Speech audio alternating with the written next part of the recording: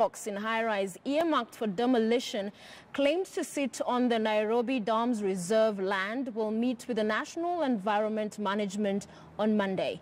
Owners of units at the SeefarApartments held a meeting this afternoon where documents provided show that Edelman Property Limited, which put up the apartments, had met all the requirements.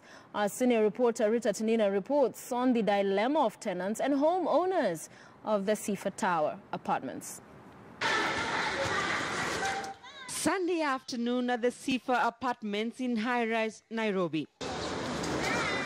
It is one of those favorite days for children, a day when playtime is cut short by sunset. They play oblivious of the dilemma facing their parents. Just a few paces away, their parents and other homeowners who do not live here meet over this warning. A notice by the National Environment Management Authority and the Water Resources Management Authority, which threatens to shatter their dreams of owning a home in just 14 days. The 3 apartment blocks have been earmarked for demolition on grounds that they have been put up on the Nairobi Dam's riparian reserve. A written notice is addressed to Edelman Property Limited, the firm that put up the apartments, which have now been bought by individuals.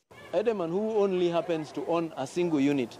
So part of the confusion is, does it mean all of us should wait for notice? A letter we have obtained indicates that the Water Resources Management Authority gave a clean bill on the location of the apartment block. In 2015, the embankment of the Nairobi Dam was earmarked for repair, and WAMA gave the same assessment it did before the construction of the apartments in 2012.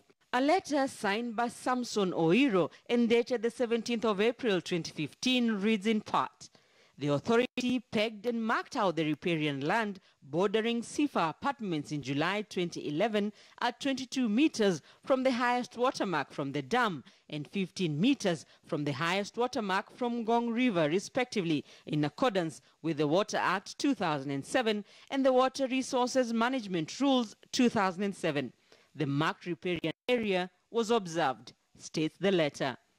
In 2011, the National Environment Management Authority issued an environmental impact assessment license to Edelman Property Limited.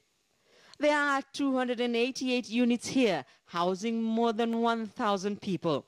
And by the time the 14-day notice expires, some of the candidates living here will be sitting their national exams. You cannot say that these people, including children who are going to school, that tomorrow we start looking for new schools.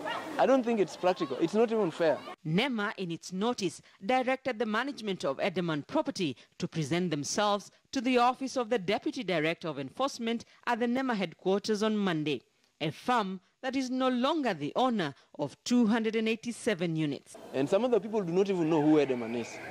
The only time they see the name Edelman is when they pay, when they buy electricity tokens, and it indicates Edelman Properties.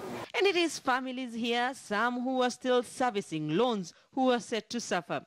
The question is, if NEMA and WAMA issued licenses, what has changed between now and when the go-ahead was given? If it was not given, where were the authorities and the enforcement departments as the construction went on and as dozens of families invested their life savings here?